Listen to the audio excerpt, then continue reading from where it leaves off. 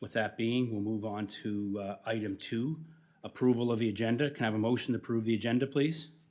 Moved. Brent, seconder, Mark? Second. Thank you. All in favor? Can we vote, please? Sorry, Kendall, we got ahead of you.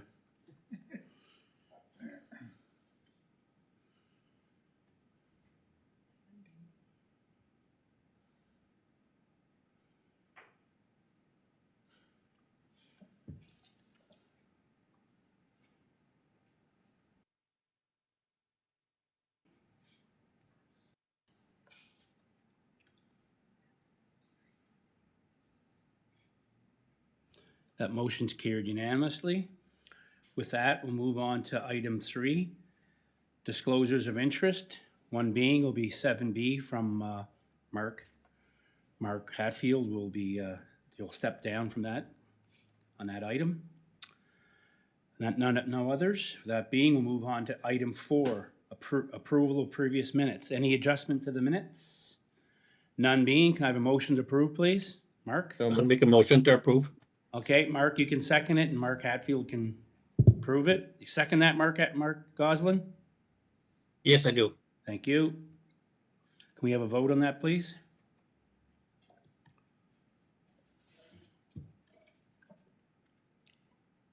That motion's carried unanimously.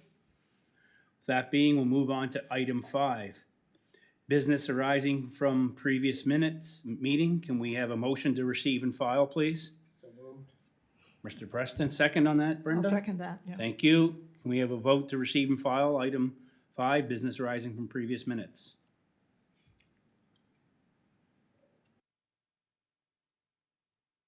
That motion's carried unanimously.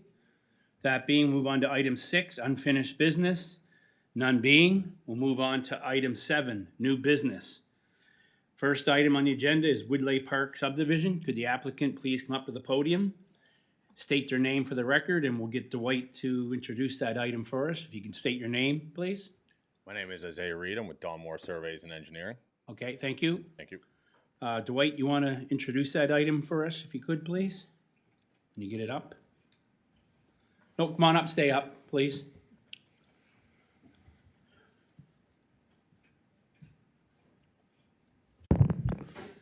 Thank you, Mr. Chair. Through you to Planning Advisory Committee. So the Planning Department has received an application for Woodley Park subdivision phase 29. It's a 26 single detached residential subdivision.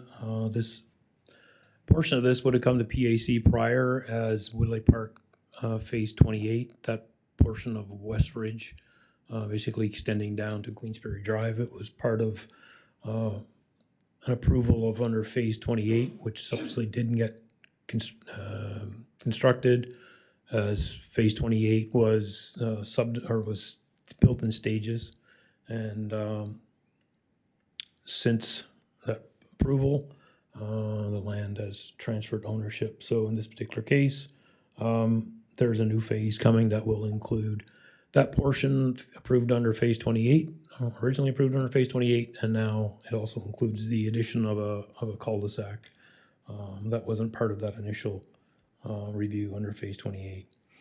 Comes for PAC for a couple of reasons. One is because it's creating land streets, so any subdivision that creates streets has to be reviewed by the Planning Advisory Committee in accordance with the Community Planning Act, as well as that it's creating land for public purposes. The land for public purposes is shown in subdivision plan. Essentially, it's at the end of what is called Reedon Court. The land for public purposes is providing an access to land at the end of Reedon Court, which is currently owned by the town. This land area will also be used for the development of attenuation pond, which I've outlined in my staff report. The LPP that's being proposed is to provide access to that particular area, but it's also the location of stormwater infrastructure that will convey the water from this development into that attenuation pond. There's a couple of variances that are required to be reviewed. There's a couple of lot width variances. They're really minor in detail. One is like 0.3, I think it is, square meters. And then the other two are 1 meter. These are resulting from the land for public purposes. The width of the land for public purposes, I think, is like 8 meters, which reduces the lot widths of lots 5 and 6. As I've indicated in my staff report, these probably could be adjusted through the process. The 8 meters, it's a little wider than is normally taken, but we'd have to review again the engineering drawings, make sure that it provides ample room to be able to access that particular area, accommodates all the infrastructure. So there's some room there. So I think really those variances aren't significant in terms of the overall development itself. There's street grade variance, which is also identified for about 180 meters of West Ridge. It's mainly from the intersection of Queensberry Drive up to just above the entrance into the cul-de-sac. That portion is about 12%. That was, again, originally reviewed and approved by the Planning Advisory Committee. As PAC is aware, the subdivision bylaw permits street grades up to 10%, which means PAC can grant variances up to 10%. Beyond that, it would require a review and an approval by council through council assent of the subdivision plan. I have, as I indicated in my staff report, I have reached out to KV Fire just to get their sort of review and thoughts on it, as the national sort of the fire code sort of sets that maximum at 10%. But there are obviously exemptions. Depends on the capacity and the authority of the local fire department. As indicated in staff report, there is that court that would obviously provide sort of an area, alternate area, if in terms of if emergency service vehicles or fire trucks had to get and mobilize in that particular area. But again, I'm reached out and waiting for feedback in that particular area, and that obviously would be taken in review as we move through the process of considering approvals. The other ones with respect to stormwater management, subdivision bylaw says that any street grades that are more than 6%, then it sort of defaults to the use of an in-ground system, basically pipes. But however, if the design engineer can provide an alternate solution that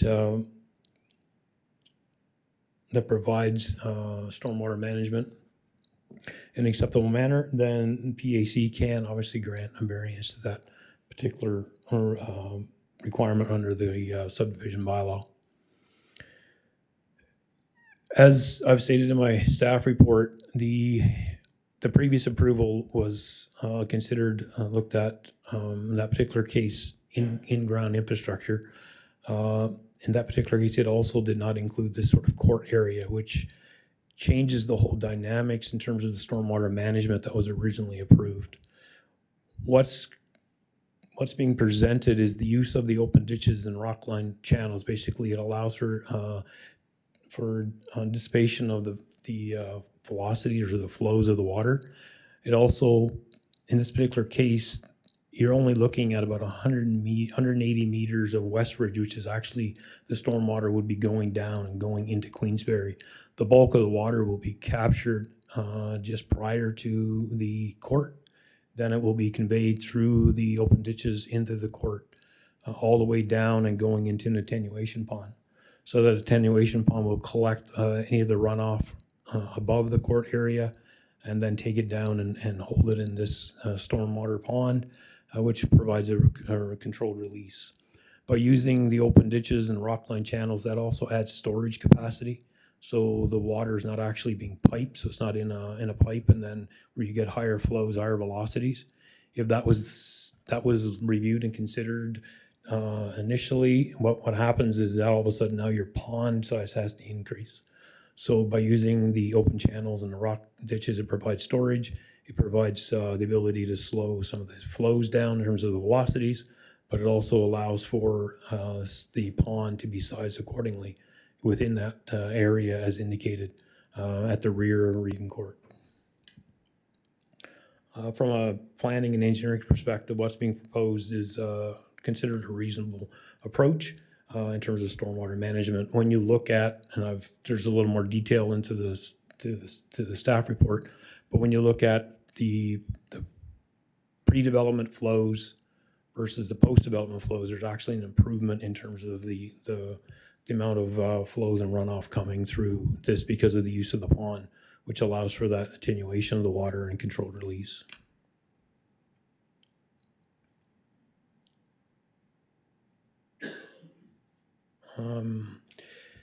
Sanitary sewer servicing obviously be by connection to the municipal system. That's outlined in the staff report in terms of water.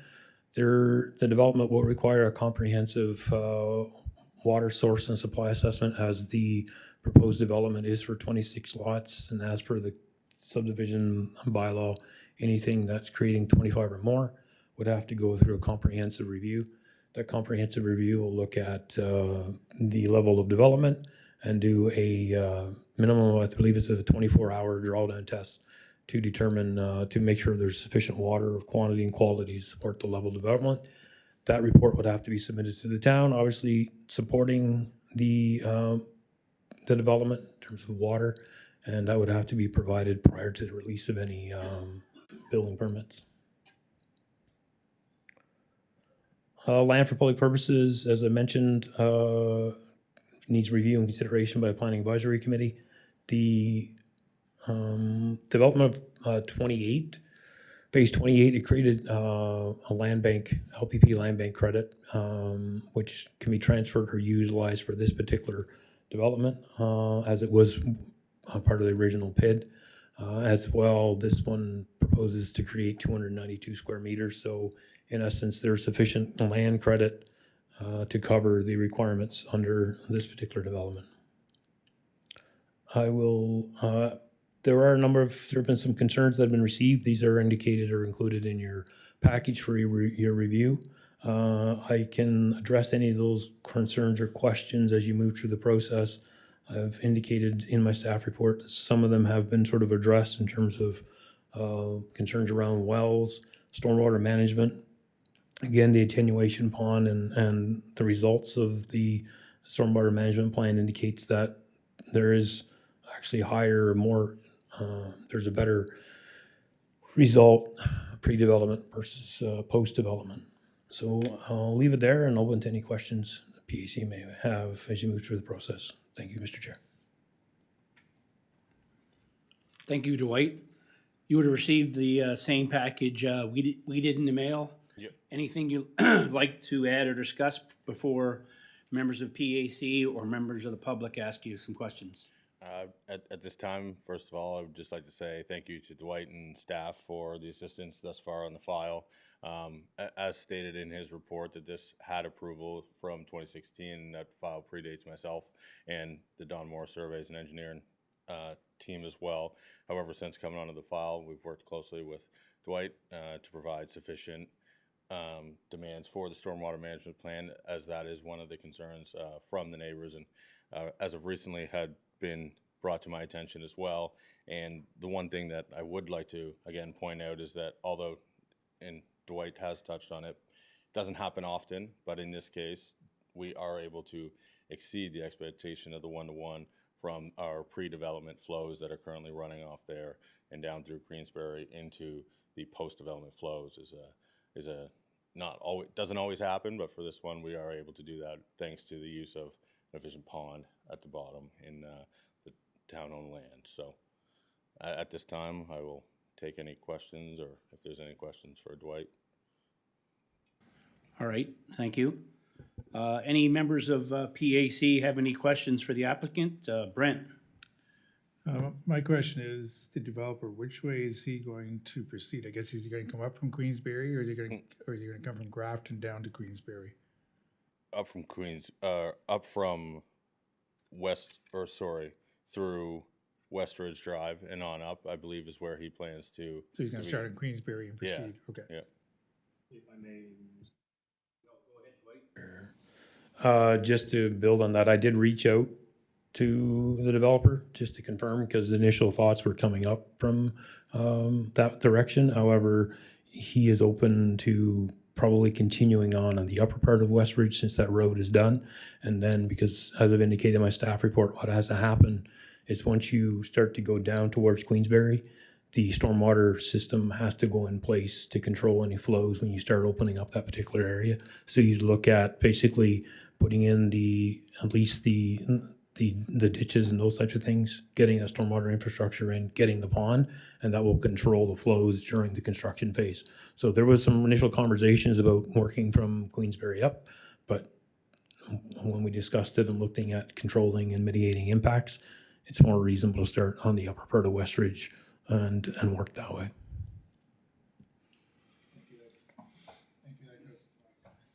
Bigger concern. Any other members of PAC have any questions for the applicant?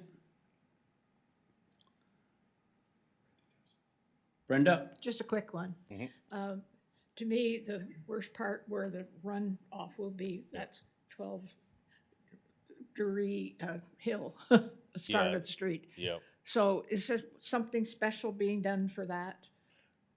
That like will not impact people on Queensbury? No, so I'm not sure. You're on. Yeah. So again, in order to meet the flows that are coming off of there, we are actually going to be less than what is coming through there now. And part of doing that is the riprap that we will be placing through there in order to slow down the flows that are exiting through that channel, and as well as the new infrastructure that was put down through Queensbury as well.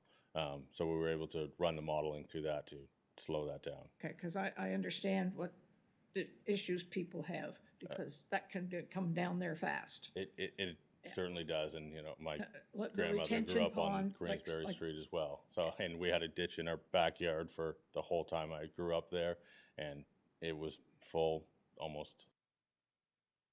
I do Yeah. understand. Yeah. And you see some of it is getting grown up a bit, Mm-hmm. and maybe that's has to be maintained and things like that. So Absolutely. you can see water laying in the ditches that should be able to run down, but it's like stagnant. And I do walk that way quite a bit. So, you know, I'll look forward for the 12-degree hill to climb. Your steps in. in my Yeah. walks. But as long as you control the runoff, Yes. and I know everybody is worried about the amount of water for their wells. I hear that everywhere. My neighbors and everyone's worried that too much development on wells and there's not going to be water in the future. But that's up to the town to try to design a rather different way to supply water to the residents. Anyway, but yes, you Absolutely, control the environment of it and it's good. Yep. Thank you, Brenda. Any other members of PAC have any questions for the applicant? Mark or Kendall? Yeah, Mr. Chairman, if I may, I would like to hear a little bit about the vegetation and trees during the construction process and you know, what the developer is planning to do in order to keep as much vegetation and trees on the development. From a development side, I think that in this generation, as we're all aware, development is ever-growing cost, and from the developer side, the entire goal around this was as well trying to be as economic as possible. And the more site prep and site work that you have to do, as well as clearing vegetation, and the respect with the neighbors creates challenges not only for him economically, but as well for the neighbors. And Kyle, the developer, has come to us with open mind that he would like to respect some of those wishes and leave what is possible there as well. It's a great neighborhood, and he would like to remain the aesthetics of what is in the surrounding area. Okay, thank you. Wait, you want to add anything to that, did you? Through you, Mr. Chair. So I've indicated in my staff report that what will be put forward as a condition will be that, in accordance with the zoning bylaw and the subdivision bylaw, that clearing would be restricted to what's necessary for the construction of the roads and the installation of the infrastructure through the process. And then obviously the actual buildings themselves or building permits would obviously trigger developments of the lots. So that's where that balance is in terms of making sure the appropriate stormwater infrastructure is in place during the actual construction phases, and then restricting the actual clearing of trees and vegetations to a minimum that's necessary to be able to put the infrastructure and construction of the roads. We would be looking at also what opportunities there are for any rehabilitation or replantation of what's sort of destroyed during the construction process, which is part of the subdivision bylaw itself as well. So those are things that would be conditions of approval. Thank you, Dwight. Mark, did that answer your question? Yes, it does. Thank you, Mr. Chairman. I have one more question here. Can Dwight perhaps remind me what are the working hours the developer is allowed to work on this development, so it doesn't impact other neighborhood close by for weekends? For example, working on Saturday and Sunday or evenings. Go ahead, Dwight. Through you, Mr. Chair, that's governed and regulated by the noise and nuisance bylaw? Noise bylaw. Noise and nuisance is coming. Noise bylaw, which says that you can perform construction from Monday to Saturday from 7 a.m. to 9 p.m. Thank you, Dwight. Mark, is that okay? Yeah, thank you. I just want to make sure that, yeah, it's stated, I guess. Yeah. Perfect. Thank you. Thank you. Thank you. Any other questions, Kendall? No, I'm good, Mr. Chairman, thanks. Thank you. That being no more questions from members of PAC, is there anyone in the audience or online willing to speak for or against this item?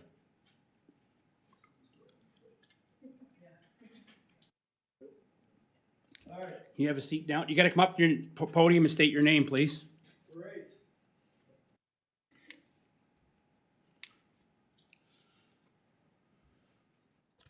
My name is Ross Moland, and I live at 30 Queensbury Drive.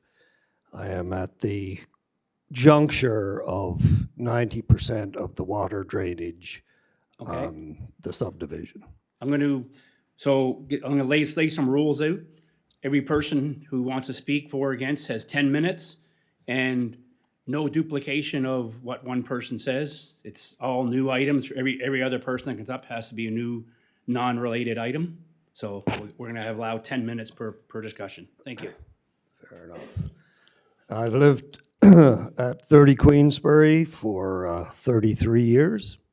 I've watched the ditch between 30 Queensbury and 32 Queensbury, which is just a lot up the hill from mine. The back ditch, it runs along between the two houses. If anyone's familiar with it, we have a ditch that runs perpendicular to the ditch on the road. So we'll clear that up so you can get a perspective here. I've watched that ditch go from a grassy depression that my children used to run back and forth through into the back lots to a full-on raging stream during a storm water event. My lot is at, as I say, the juncture of both sides of Queensbury. There's a culvert that runs under the road just upstream from the corner of my property. And I receive between my house and the house next to me, I would estimate about 90% of the water that falls on Queensbury Drive and that whole Woodley Park subdivision as it now is. When I first bought the house in 1992, everything above Kingsley was woods. There was nothing there. So we had lots of trees. You had no weeping tiles going into ditches that, are now part of the development there. And over that time, it has increased the flow tremendously down the hill and past my house. So, having said that little bit of background information, my question is, what provisions are being made so that the proposed development does not increase the flow of water past my house? Because in the last event, the 1 in 100 year event that we had a few years ago that resulted in all the culverts in the driveways up the hill being replaced with lovely big concrete culverts under the driveway. After that event, the water actually came to within 3 feet of the corner of my garage. And my submission is that I don't feel we have any wiggle room to add any extra stormwater into the existing drainage ditch at Queensbury Drive. And I would like to know what the developer is proposing to do to ensure that we have no more flow, no increased flow, or even less flow would be greatly appreciated. Okay, thank you. We'll get that question answered after. Great. This is Anything my, fur- this is anything my further? countdown here? You're still So I have go. 6 minutes left? You're still got 6 minutes. Holy cow, I better hang in there. I don't want to waste any time here. Long as they don't come up and speak about the same item, we're good. Yeah. No, I'm not anti-development. In fact, I think it's great. You know, I'd love to see all that developed. I mean, it's an eyesore. You drive down Kingsley and all you see is woods there that once was cut out and is now growing in again. But my concern is the increase in water. And if it's already, you know, at a point where during that storm event we had a few years ago, it came within 3 feet of my garage door. You put any more water into it, the next event it's coming in. So that's my concern. And since I have all this time, I need to get some names and companies and stuff like that. Things were moving pretty fast for the old guys there at the start. So, sir, your name again is, I'm sorry, I missed it. Isaiah? We can get those after. You can go talk to him after. It's easier that way. Yeah. We can keep the meeting going, get someone Okay. else up to the podium. So if you don't mind. I'll donate my remaining 5 minutes to, The timer restarts, sorry. oh. You can't bank it? You mean you can't bank it? No banking. We got no bank account here. 0 banks.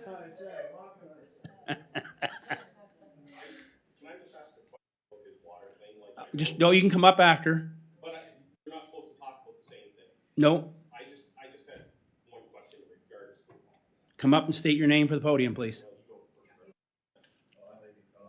Because mine is related to water, but we have somewhat, a little bit different issues, but. You it's state all your name related. for the record? Yeah. Name's Rick Hicks. My wife and I, Paulette, Rick live at Hicks, yeah. 43 Queensbury Drive. We moved there in March of 2000. I just wanted to make one comment before I talked about the concerns. There was mention about removal of trees and shrubbery will be kept to a minimum. That's concerning to me when I hear kept to a minimum. How's that quantified? I mean, there's no measurement, so to kept to a minimum, again, you don't know, was it kept to a minimum, was it not? It's not quantifiable, but. No, but they have to do their work. Dwight, you want to go ahead, Dwight? Maybe you can answer that one right Yeah, away. so what quantifies it is based on the zoning bylaw, which is what's reasonably removed. So if you're going in and you're obviously clearing the right of way to install the road and the necessary infrastructure, we would ask that that area be flagged prior to excavators and things going in. So we would ask that they would look at what is the minimum amount of right of way that you need at this point in time to install that infrastructure. So not clearing necessarily a 20-meter wide right of way and then all your houses are set back 7.5 meters and all that good stuff. So all of a sudden you've got about 35 or 40 meters. The roads. So basically it's the roads is where we would start. Obviously one of the challenges we have is that every property and subdivision, every lot that gets created, there's a 5-meter NB power easement that runs right across the front of it, which is conversation for another time, but. Okay, so I'm going to talk a little bit about water from a little bit of a different perspective. If you think, if you want to cut me off, you just let me know. So again, we've been there since 2000, so 25 years, and it's probably been the last 25 we've noticed a significant increase of water flow in the ditch. For our property in particular, actually last month I took down our lamp post because it was leaning at least 15 degrees towards the ditch. Our whole front lawn is falling into the ditch because of the water flow. And of course, when I hear about this subdivision and that new road, which is gonna meet up with Queensbury, it's going to be steep, and there's going to be a lot of water running down that. I realize there's plans in place for ditches in the water pond, but my concern is we don't have a lot of capacity left when we get some serious rain. There's been times, and I got videos, they put those new culverts in, which are great. We've had water come over top of our driveway because it cannot handle the water that's already coming down Queensbury. So that's a concern. And I'm just going to mention this. We just got our insurance bill for our car and property. It went up $1,000, which, well, so I have to inquire. 800 of that was for the house. And when I asked why, they said, well, you've been rezoned related to water. And is it a coincidence that this subdivision is happening and it's going up? You know, I was given all kinds of options that I can reduce my water damage insurance to reduce that amount, but it's a little bit concerning. I mean, the insurance companies are no dummies. They know, and for them to increase our insurance and saying we're being rezoned because of water issues, we've never had a claim ever in 25 years, and coincidence or not, I feel, I'm not so sure it isn't. So that was it. It's, again, the water flow is very much a concern.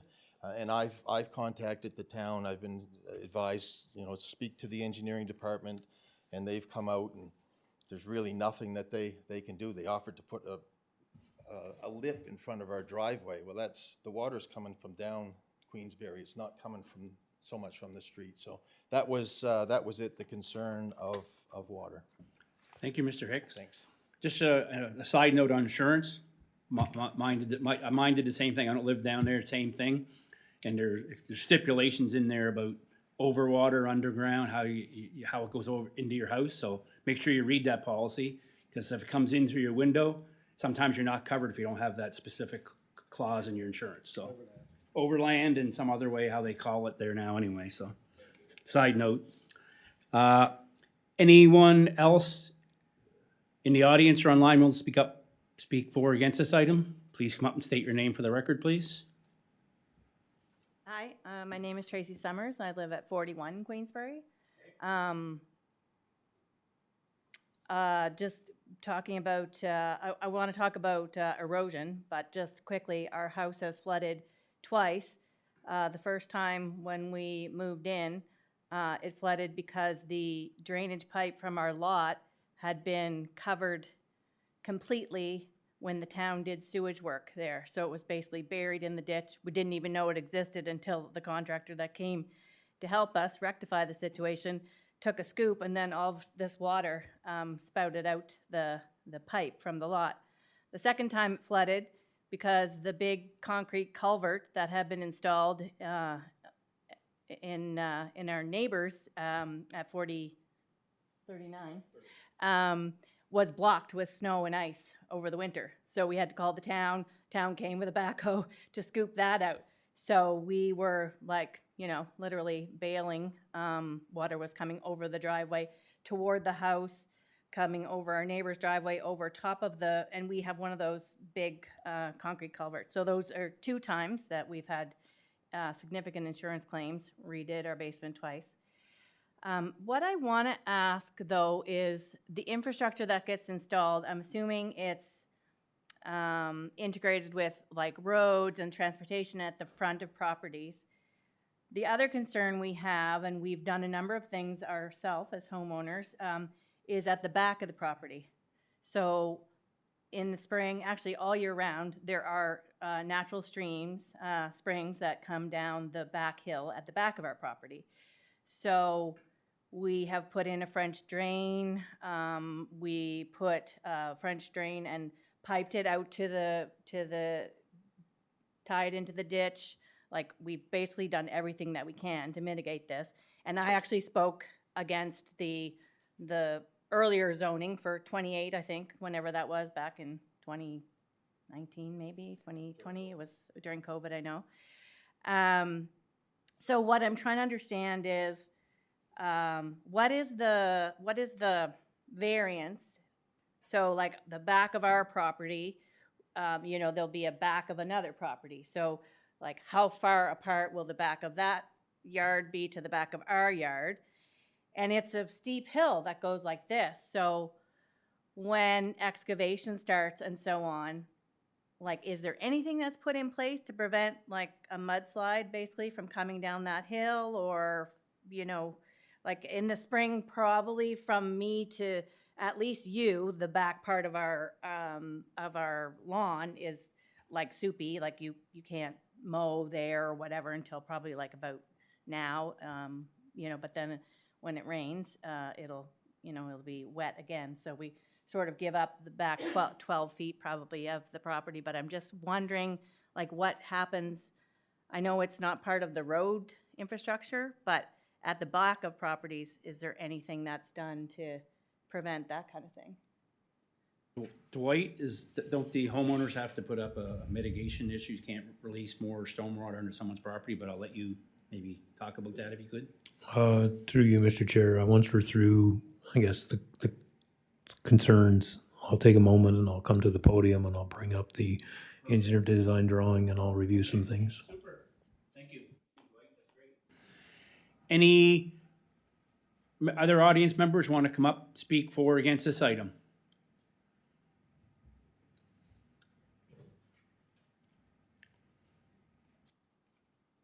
Please state your name for the record, please. My name is Jillian Dunlop. My husband, my 2 children, and I live at 37 Queensberry. We have been there now for 11 years, and prior to that, we lived on Brighton Crescent, which is at the bottom of Queensberry.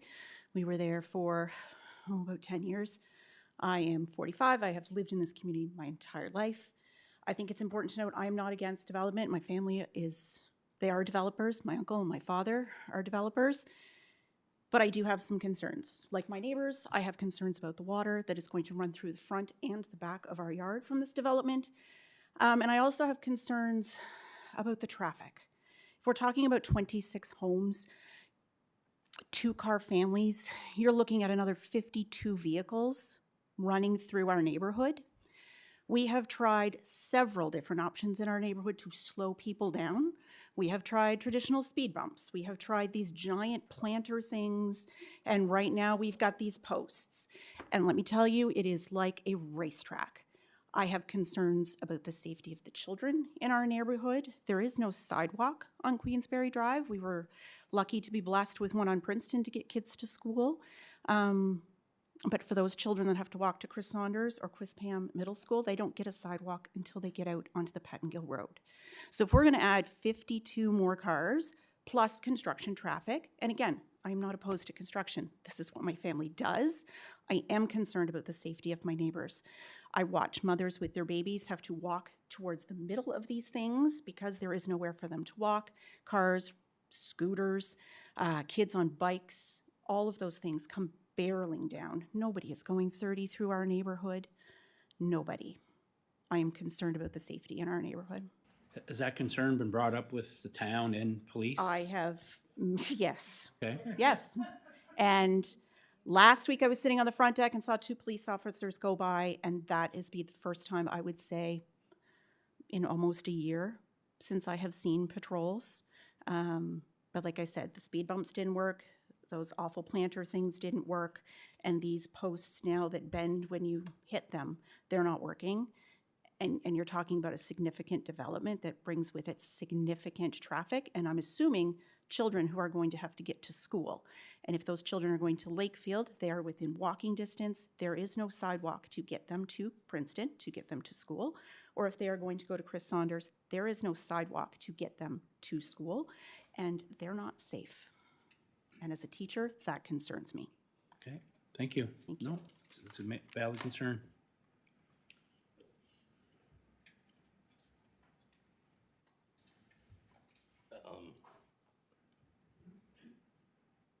Okay, my name's Shane Summers. I live at 41 Queensberry.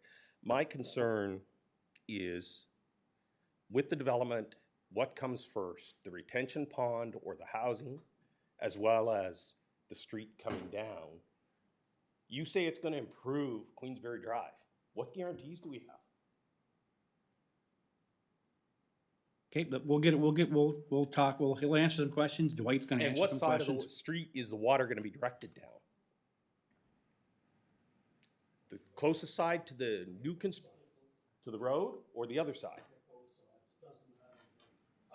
No, I know, but on our Yep. side, like my wife said, we've had the water over our driveway 3 or 4 times. What happens if a kid goes in there? Who's liable? Don't know. Can't answer that. I can.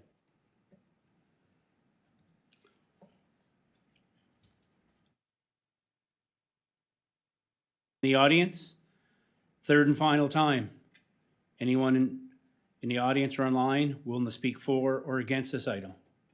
None being, questions are closed. Could the applicant back please come up to the podium, or Dwight, do you want to let him go first, or do you want to proceed? Couple action items were water flow issue, what's coming first, ponds.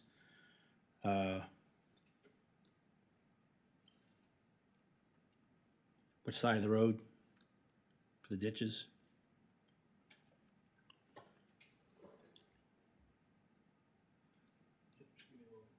Okay, come on up, maybe you can address the water flow issue and the ponds and retaining ponds and stuff, so if you don't mind. Yeah, absolutely. And just from our side as the consultants, I would like to say that we do understand here concerns of all neighbors, and something that we do have to take into account is where all of this water does go. Dwight is going to get up here and give a pretty in-depth look at it, and as well, I would invite the conversation to have a deeper, further conversation of exactly how these flows are handled. If anybody would like, I will be staying here after this is done as well, and would more than welcome the invitation to come to Don Moore as well and speak to any of our engineers on staff who are putting this file together as well, alongside myself. But, you know, Dwight will come up here and touch on the actual way that we're going to be able to benefit this property itself with our stormwater management pond. And Pond coming later in before housing? it's already being, yeah. Thank you. Go ahead, Dwight.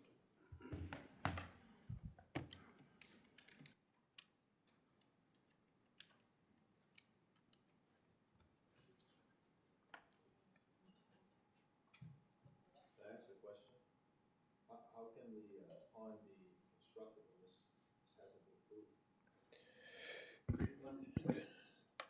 To my knowledge, no construction has taken place because development permits have not been issued. They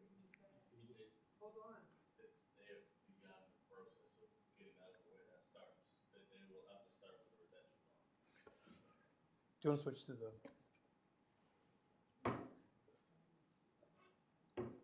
podium? Don't forget, this is just for everyone's reminder, this is a tentative subdivision plan, it's not the final plan. And someone talked about wells. So all those reports have to be submitted prior to the final approval being done at council granted. So that potable water plan will be completed, the stormwater runoff plan will be completed. All that stuff will be submitted to the town. And I believe if the public can get access to that, if they come into the town to get it, it's not gonna be emailed out to everyone at all. You'll have to get access to that. Go ahead, Dwight, sorry.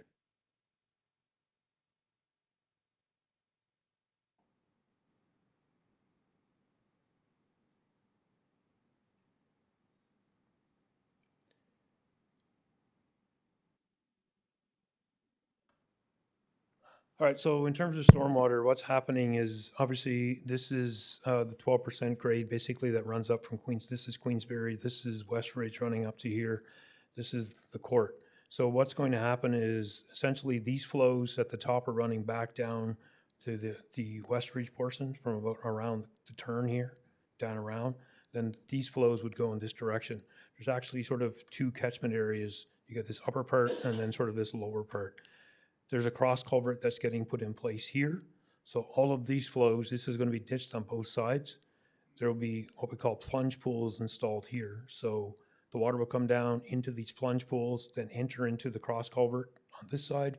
it comes across, it comes down the upper side of Reed and Court, gets captured through a pipe, gets put into a pond which is sitting back in this area. Okay, so this is the town land here. This is where the pond is going to be constructed. The pond can hold up to 543 cubic meters of water. It will be a controlled release, which means then it's coming off of the pond into the, through this opening here into Queensberry Drive and then across and out into the existing infrastructure. So this side is ditched, this side is ditched. So any sheet flows or flows that's coming through here are going to be now captured by the road and the ditching in this particular area. As well, along the back of these properties, there's going to be a swale or a channel that's installed as well that captures what was talked about in terms of the spring water and the water that naturally pools there. It's going to be captured and pulled that in down towards the pond direction as well. Okay, so essentially it's this upper portion here where you're going to see flows that would come down the existing infrastructure. But all of the natural flows in this portion are being captured by the street and the ditches and coming into this retention pond where it's held.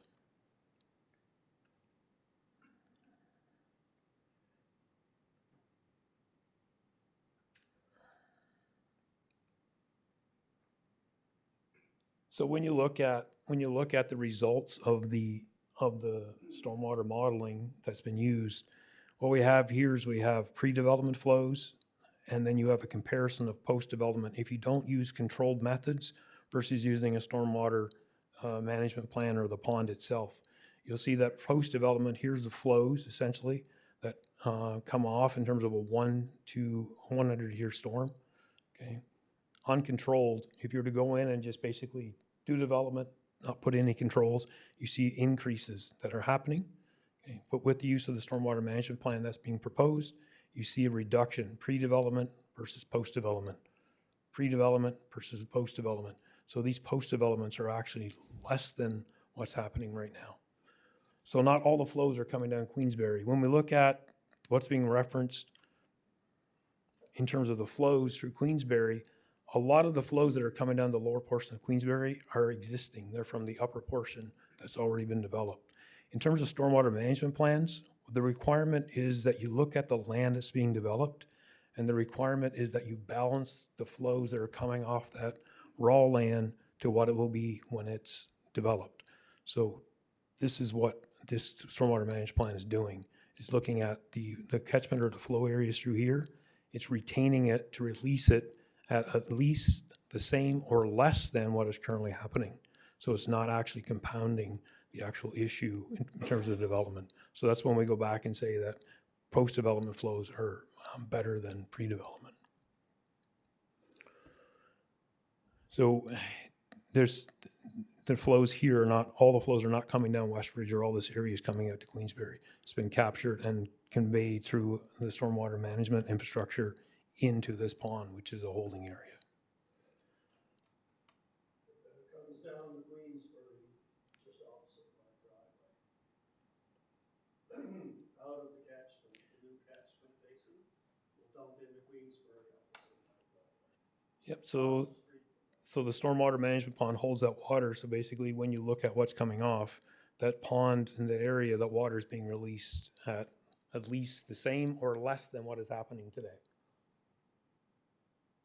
From the catchment, this new catchment. From the pond, yep. And how are you gonna control that in a 1-in-100-year storm?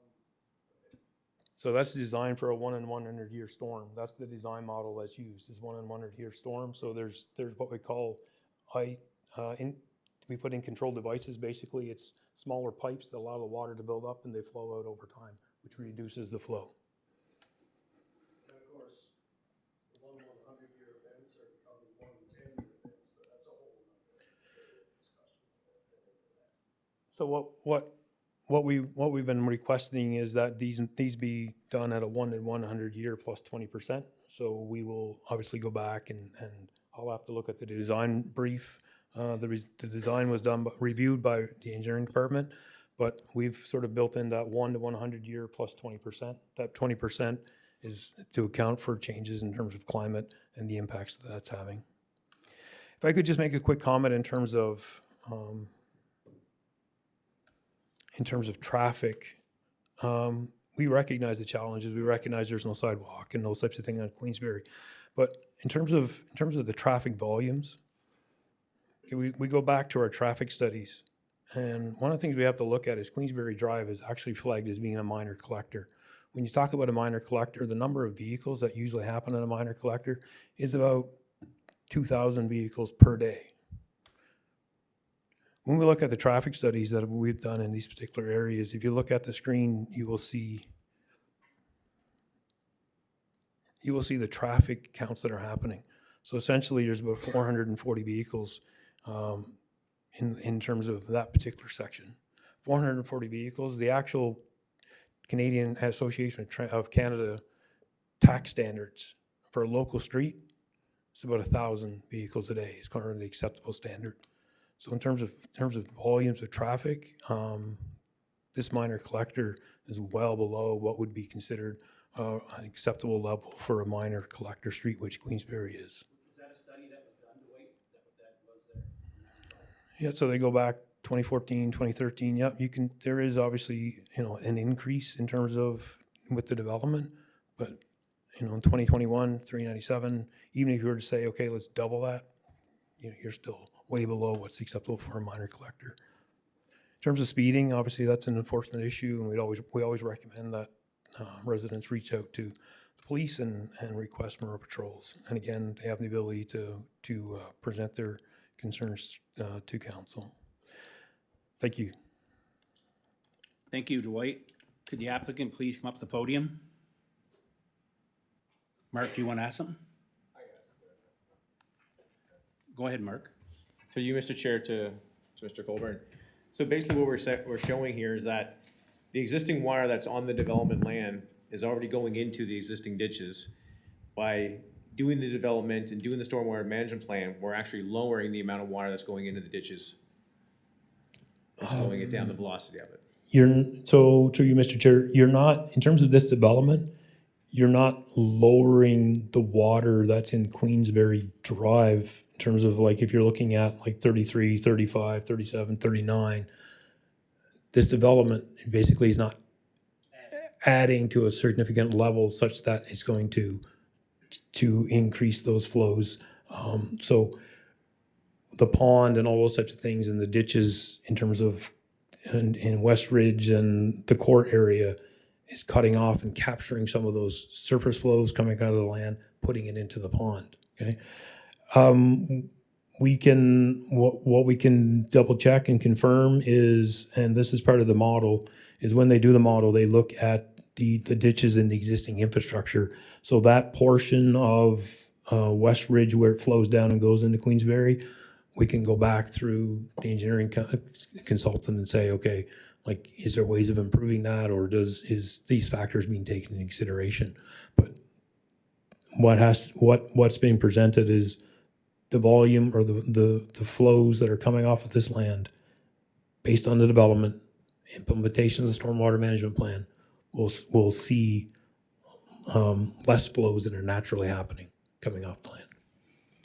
Second question for you, Mr. Chair. Is it safe to say that the lots from 37, 39, 41, and 43 would more than likely see a reduction in the backyard flow coming down the hill, as now there's going to be ditches on either side of the new road catching that water and directing it to the new catch pond? Through you, Mr. Chair, so that would capture some of those flows as well. And then there is also a rear yard swale being put in there along those lots as well to capture some of the additional sort of spring water runoff. That's for the sort of the foundation drains. So the foundation drains are not actually adding to the water that's naturally occurring. Foundation drains are going to that swale area, which then is getting directed towards the pond as well. Thank you, Dwight. With that being, anything you'd like to add prior to going back to members of PAC? I would like to thank Dwight for all of the assistance thus far, and again, I would welcome the ability to residents for all open communications. I'll be staying after here as well for the continuation going forward through councils. And as this development gets started, I will gladly hand out my card and welcome all conversations that would be coming in furthermore. Thank you. That's great opportunity for local residents to, talk to you and hopefully, engage in a conversation that can be helpful for them, so. Thank you. With that being, any further questions from PAC? With that being, would anyone like to put a motion for or against with conditions? As a reminder, this is a tentative plan, and there's some key recommendations that are within that tentative plan. And it's got to go back to council, so. Go ahead, Brent. Mr. Chairman, I make the motion that PAC recommend the approval Wood Lot Park Phase 29 tentative plan. Recommendations being 1, granting of lot width variance for lots 5, 6, and 20 in the amount of 1 meter for lots 5 and 6 and 0.3 meters for lot 20. 2, the acceptance of the street layout and design for Phase 29. 3, the approval of the street grade variance to permit a street grade of 12% for a portion of West Ridge Drive. 4, the use of rock line ditches as an alternative to in-ground pipe system for street grades more than 6%. 5, the suitability of the proposed LPP lands Phase 29, the use of the LPP land bank credit from Phase 28. The development officer's conditions of approval will include professionally engineered design drawings for the sanitary sewer system to be sent to the town for review and approval. Professionally engineered design drawings for the street network to be sent to the town for review and approval. 3, submission of a comprehensive stormwater management plan and log grading plan is designed by a qualified professional engineer licensed to practice in the province of New Brunswick. The plan must show balanced pre-development and post-development flows. The plan must provide acceptable solutions for any downstream impacts. 4, the final stormwater management plan is reviewed and approved by the town before construction. 5, the submission of a comprehensive water source and supply system completed by a professional engineer licensed to practice in the province of Brunswick. 6, the stormwater management plan is to include tree remediation for those trees destroyed during construction outside the detention pond, pedestrian walking trails, and stormwater ditches. The restriction of tree clearing to street right-of-ways and easements necessary for the installation of services as per the zoning bylaw 038 and subdivision bylaw 035, section 7. All local government service easements are necessary for the stormwater management or sanitary sewage service are to be drawn on the final subdivision plan. Standard development agreements bonding subdivision will be needed. 10, subdivision filing fees in the amount of $460 for a 26-lot phase. 11, the development of Phase 29 is completed as per the requirements and conditions of applicable town bylaws, provincial and federal acts and regulations thereto. And 12, the subdivision is to start at the top of the hill and proceed down towards Queensbury. Thank you, Brent. Can I have a seconder on that, please?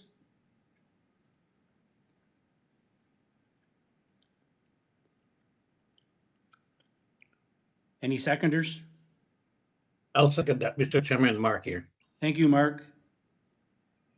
Any debate on that motion? None being, can we have a voting, please, in progress?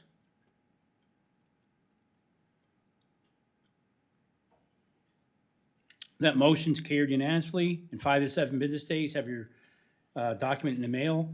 Please work with the residents in the town to listen to their concerns, and hopefully with this retention plan, your stormwater management plan, some of those issues can be resolved. And I hope the members, residents that are there can somehow get some of that traffic issues resolved with the kids through the town and policing. I know it's a tough situation. It happens in my neighborhood too.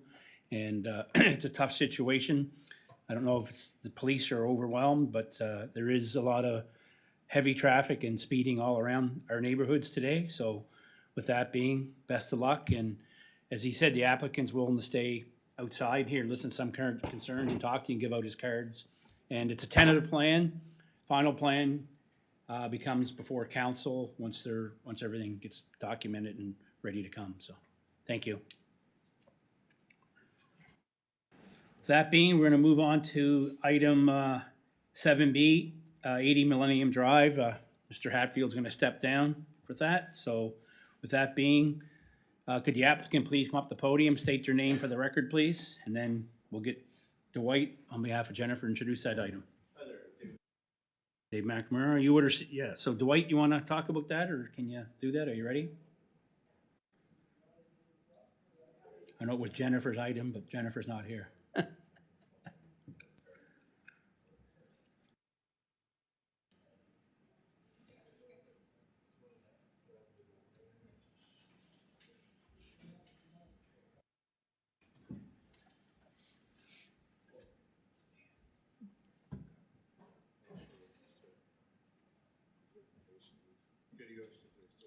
You good? Perfect. Thank you, Mr. Chair, through you. So the application that's before the Planning Advisory Committee is with respect to the installation of a sign. There are the variances that are required with respect to the height of the sign as well as the setback from the street line. The sign is for Big Rock Plaza. The height is the variance in the height is requested just because of the number of buildings and the number of units that are in there, commercial units. So it's giving an opportunity to provide what would be, I guess, equal space or advertising of the services in that particular area. What's proposed is obviously shown in your staff report. In the staff report, it's would be the same as what's currently in place for the property at 60 Millennium Drive, which is the Home Hardware. It's of the same height. And the setback from the property line, the request under the requirement under sign by law is 2 meters. They're requesting a 1.8 meter setback, so it's like a 0.2 meter variance required. Notice was sent out to residents. There was no concerns received, and staff have no concerns at this time regarding the item. Thank you, Mr. Chair. Dwight, so the additional height is how much above? 1.8 or no? He's asking for 9.75. 0.75, and I believe it's 6.5 is the height in the bylaw. Okay, yeah, okay. Yeah, okay, thank you. You would have received the same information we didn't mail. Anything you'd like to add or discuss prior to members of PAC or members of the public asking some questions?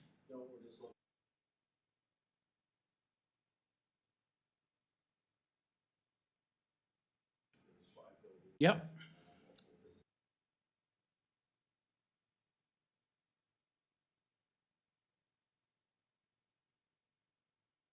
Perfect. Yep. Any questions from PAC members to the applicant? Brenda? Just a quick question. How many businesses are on that property that you try to advertise? Is it different on both sides of the sign, or is it supposed to be face on the street? I believe it probably will be, well, sign's only really good if you're getting both of it from either directions. Otherwise, someone's getting blocked out if you're driving one way. So most of the signs are all going to be double-sided. Okay. Right now, there's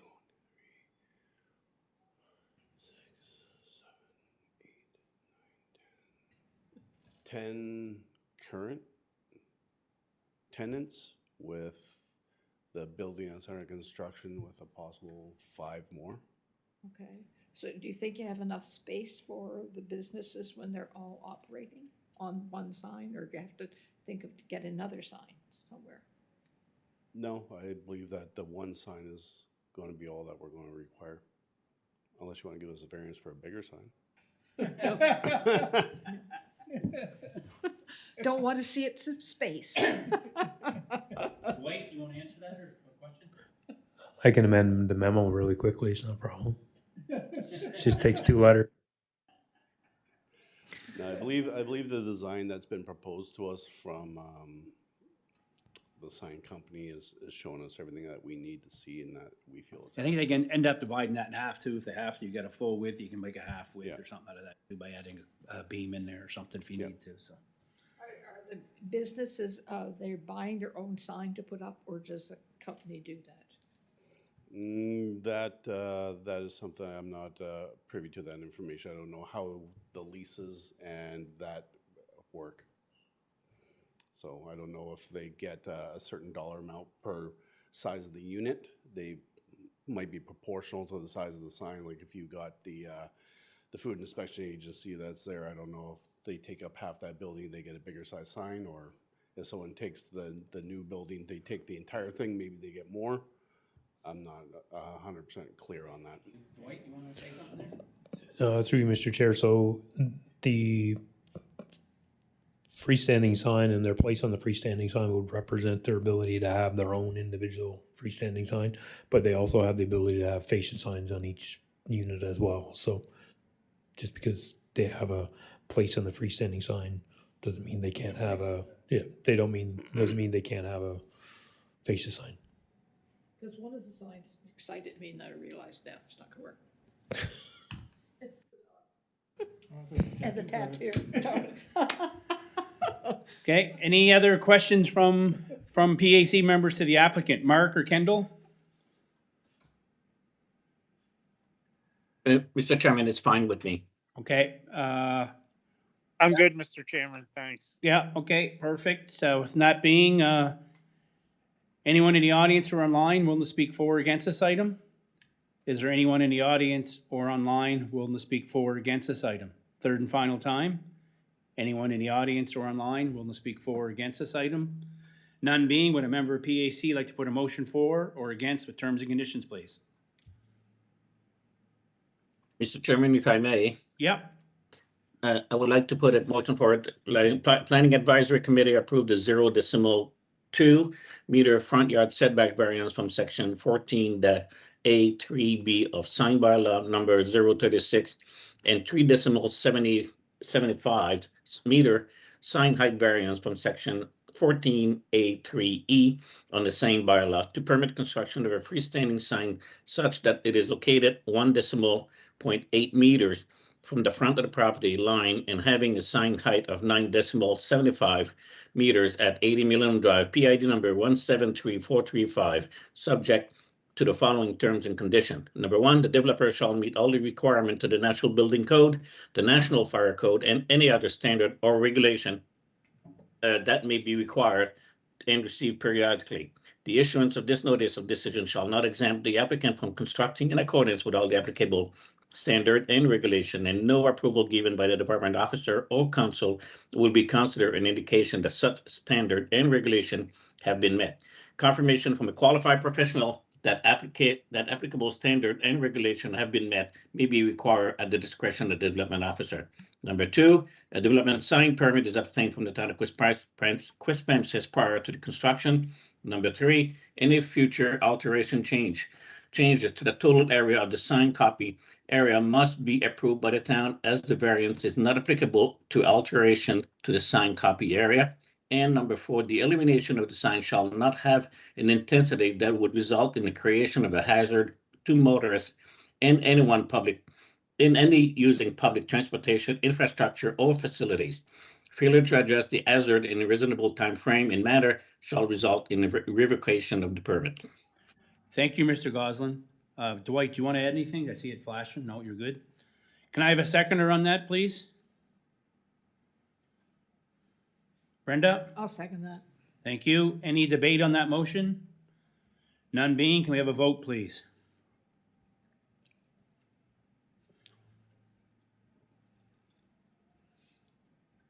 That motion's carried unanimously 4-0. That being, you'll have your document in the mail 5 to 7 business days. Please work to town to have all necessary paperwork and documentation in place, and best of luck. Great, thank you guys You're very welcome. much. That being, we're gonna move on to item C, Woods of Forester. Is that through you, Dwight, or someone else coming in for that? Do we know?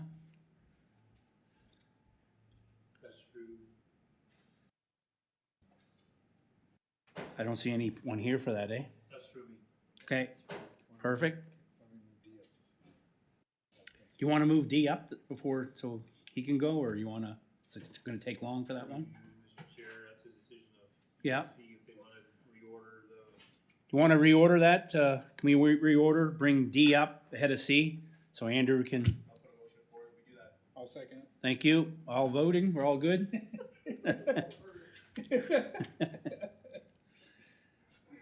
Please come up and state your name for the record, please. Andrew McIntyre. Okay. Ritchie Lake Terrace, Dwight, you want to introduce that when you get it up there? I probably jumped the gun on you.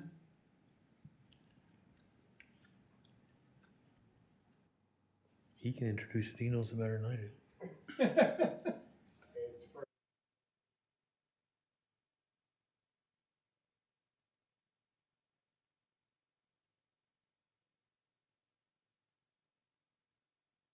Okay. I was being You good now? sarcastic. Sorry to put you Yeah, on the I can go spot. through, Mr. Chair, to PAC. So this is phase 2 of the Ritchie Lake Terrace development. It comes before the Planning Advisory Committee as it proposes the creation of public street as well as land for public purposes. There's also a requirement for a street right-of-way with variance. Subdivision bylaw establishes that local streets are a 20-meter wide right-of-way. What's being proposed is a 16-meter wide right-of-way, which is the same as what was under phase 1. To the infrastructure that's being provided to compensate, but to recognize the reduction in the street width is obviously there's a sidewalk and there's curb and there's in-ground storm infrastructure, which means the reduce in right-of-way width allows that to occur when you don't have those the open ditches that will require the wider right-of-way.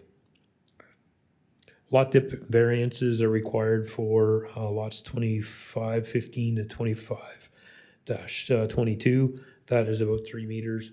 But when you look at the actual widths and the areas of those lots, they do meet the requirements of the zoning bylaw. So the reduction in the width, the depth, doesn't impact the overall use or the ability of the lots to support the development.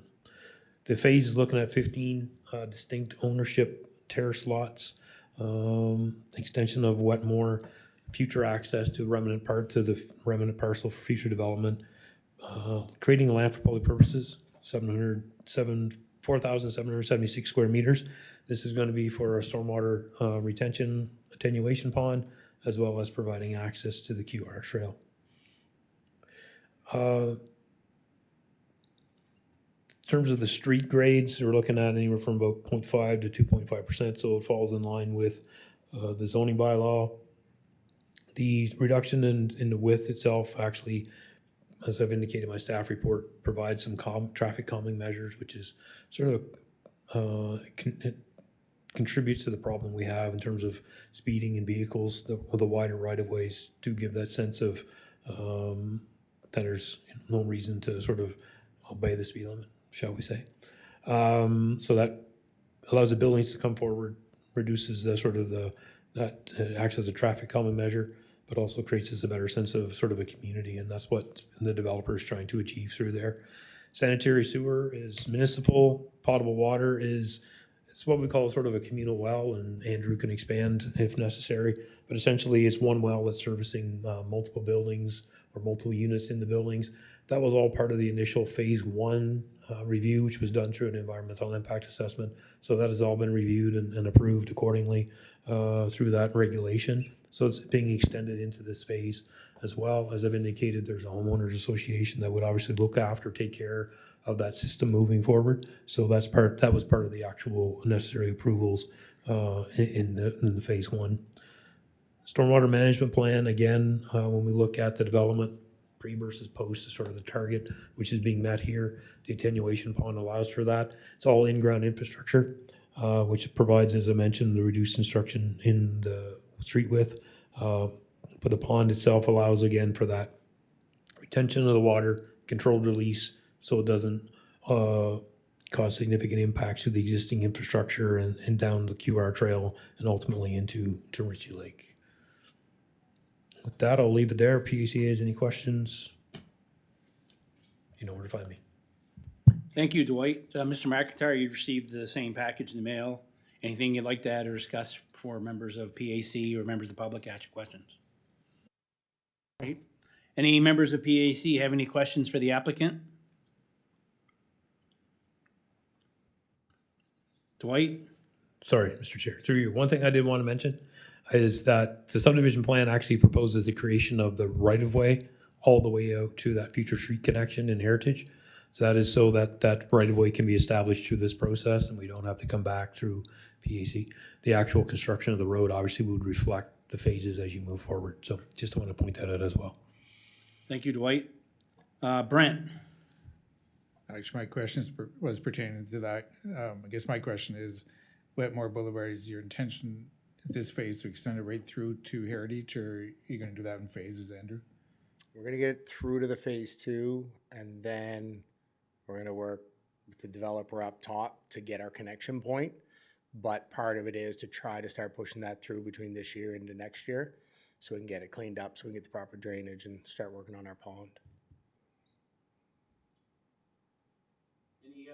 Any other, oh, Brenda? The retention pond, is that being done now? It's gonna be in connection, so we'll get the phase 2 started. We'll do some temporary retention, Okay. like settling ponds, riprap, while we work our way down in to control and start getting the pond going. It's kind of, that's why we need to push our road through, all at the same time. It's kind of I know it's all gonna be kind of work together. It's kind of a hard one because it goes up to Heritage and goes up that temporary street, so we gotta kind of work that while we work down, and control all our flows as well. But we're gonna have, our grades are pretty minimal there, so we're just gonna do settling ponds, riprap, all that to slow our release out for now as we work our way through it. And what happens is the homeowner's system breaks down? How does it work? So they pay a monthly fee, and in that monthly fee, it covers your grass, your driveway, and the well house. So each well house, we have 10 by 10 building. One half takes one well, which will feed one building, and then there's another well that comes in and feeds another building. So we got 228 gallon tanks that are in each building, and that's enough to feed, depending on the well capacity and what the wells are at. But right now, we run 1 3-unit building off of one well. Is how we run it. So let's say the pump goes down in that well, we can link the 2 wells together and they can kind of share for a bit while we fix the pump. But the pump and all that maintenance all goes under your HOA. But you will be still involved in the continuation, or just a group of people who live there? Right now, I still run it, but we've got 11, we got 10 sold now. So we're on the verge of possibly turning it over. I'll still be taking control and putting them in and rolling them over to the HOA. But at this point, I'm still in control of it. Okay. And the other question was more of a comment. I know you're trying to continue your environment, contain it. Yep. But what I noticed, when it's a heavy rain, it can wash those hay bales right out of Well, the hay bales in the ditch are no good. We stopped doing them. And that's why what we were doing is we're running banks on our side of the property. Yeah. Up on the top of the hill where the rocks are. We run trenches down there with settling ponds there because we were putting rebar in our hay bales. It didn't matter what we did. I know, on Maple Grove Court. Yep. The brook comes in. There's hay bales, but they're all like, Yeah. because even coming We through kept there. trying because under what we were supposed to do was drop hay bales Yeah. and put them there. We tried it over and over, and that's when we gave up. We started making our own trench systems into settling ponds. We release it back into the woods on our property and then filters it back out through. And we'll be doing a similar thing while we work our road through. Okay. We're gonna put we're gonna put settling ponds in, Yes. riprap sides. It'll overflow to go to the next pond, go to the next pond. You just keep dropping the sediment out as it goes, right? And when you move up to Heritage, maybe you control their issue. Just joking. I know that's impossible. Yeah. And we can't do miracles. Yeah. Any other No, questions? that's what we're gonna do. We're gonna keep controlling it the same way we've been doing it. Any other questions for the applicant? None being, when a member of anyone in the audience willing to speak for or against this item? Anyone in the audience or online willing to speak for or against this item? Third and final time, is there anyone in the audience or online willing to speak for or against this item? None being, would a member of PAC like to put a motion for or against with terms and conditions? Mr. Hatfield. Put a motion forward that the PAC approve the Ritchie Lake Terrence tentative 2 plan with the following recommendations. 1, the granting of the lot depth for lots 2025-15 to 2025-23 in the amount of 3 meters. Number 2, the acceptance of the street layout and design for phase 2. Number 3, the overall stability of the proposed LPP lands in phase 2. Also, the following conditions for the developer's offers for approval are: number 1, professional engineering design drawings for the sanitary sewer system to be sent to the town for review and approval. Number 2, professional engineers design drawings for the street network to be sent to the town for review and approval. Number 3, submission of a comprehensive storm management plan and lot grading plan as designed by the qualified professional engineer licensed to practice in the province of New Brunswick. The plan must show balanced pre-development and post-development flows. The plan must provide acceptance solutions for any downstream impacts. Number 4, the final stormwater management plan is to be reviewed and approved by the town before construction. Number 5, the submission of a comprehensive water source and supply assessment completed by a professional engineer licensed to practice in the province of New Brunswick.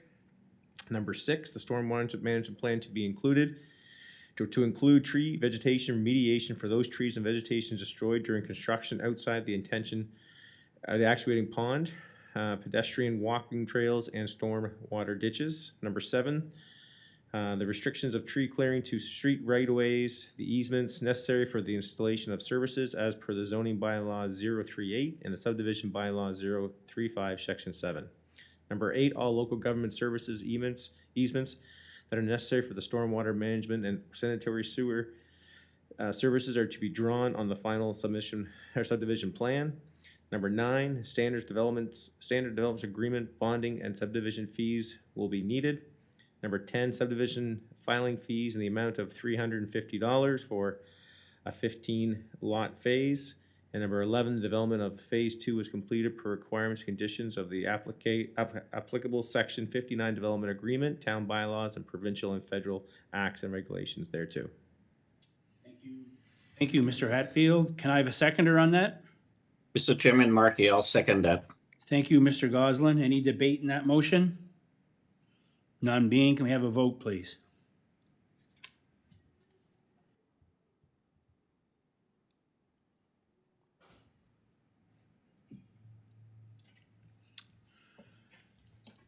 Go that quick, I missed it.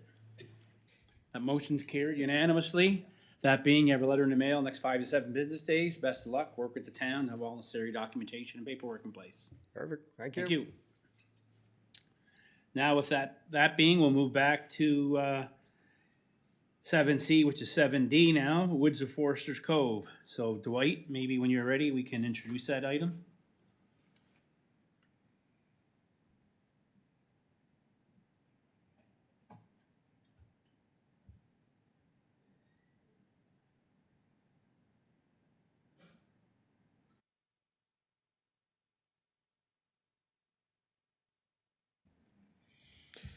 Thank you, Mr. Chair, through you to Planning Advisory Committee. It's a subdivision application for the construction of a single lot as well as an extension of Gilbert Lane. Comes for the Planning Advisory Committee because it proposes the creation of a public street, which is required to be reviewed by the PAC prior to approval. It's pretty straightforward subdivision, extension of the street, creation of a single lot, providing access. So looking for recommendations, comments from PAC respective of the street. Street's a continuation of the existing Gilbert Lane in terms of street grades, looking at about, I think it's in the order of about 2% or so. So it's not excessive. Stormwater will be managed as currently exists on Gilbert Lane, which is your open ditches and cross culverts, taking the water down to the river through essentially a rockline channel. Eventually, when it gets to that stage. The other item that's before PAC is because this lot is sitting on the low side of Gilbert Lane towards the river, obviously it's unreasonable to expect the foundations to be 1 meter above the road. It's doable, but it's gonna be easier just to grant the variance, and that's subject to a whole harmless agreement. So, land for public purposes, I've made a comment and discussion in there. At this stage, we're still sort of working with the developer on what that will look like, whether that will be land for public purposes or cash in lieu. There's still some discussions happening with community services in terms of what we really want to see in that area for land for public purposes versus just taking land if it's not going to be utilized as to the intent. So the overall concept for this particular area did provide a strip of land for public purposes to provide access to the river, which is further down in terms of the overall development. But at this stage, I've just made reference and talked about, feel that it's a need at this point in time to actually establish what that should be moving forward. So that's something that will be finalized prior to final subdivision plan approval. So I will leave it there, and if there's any questions, yeah. Thank you, Dwight. Brenda? Question about land for public purposes. The other ones that develop, do they own right to the water, or is it right along the water that's part of the town property now? But that their land for public purposes was used elsewhere as money? If I'm clear about what I'm trying to say here. To Mr. Chair, so the properties that currently front the water, they own all the way to the water. Yeah. The initial LPP was, dedication was through land. It was the land that was taken at the time to address a stormwater issue, as well as that particular, some of those initial lots were a little more challenging. So there is opportunity, as I said, in the future to acquire land, but we're still working through that process. So they're looking not land at the back of that property by the river, but another, like a channel to go down Yeah. with a road or something. Yeah, People that is go down. correct. Okay, so, okay, good. Any other questions for Dwight?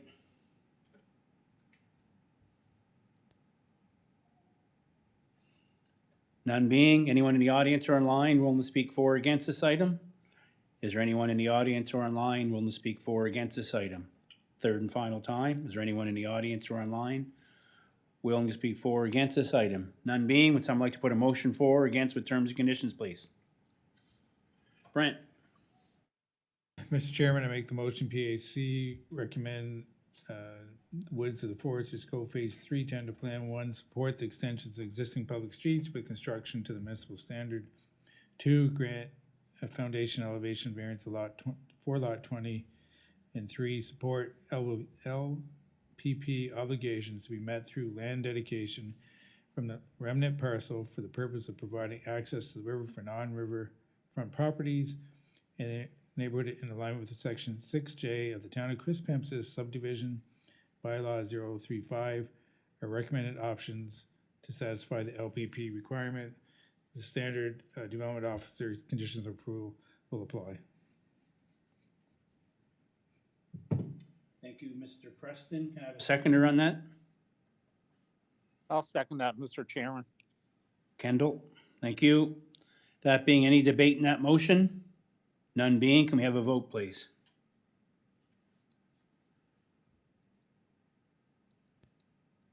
That motion's carried unanimously.